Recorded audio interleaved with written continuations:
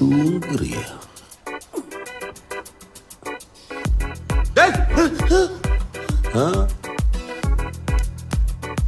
Bike டஸ்டா இருக்கு.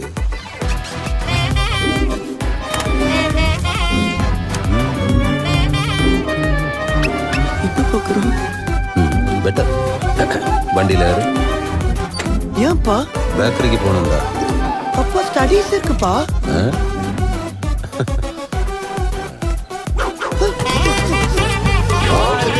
வாங்க தம்பி, உட்காருங்க. No no no. இன்னைக்கு இவன் தான் பேக்கரியை பாத்துக்க போறான்.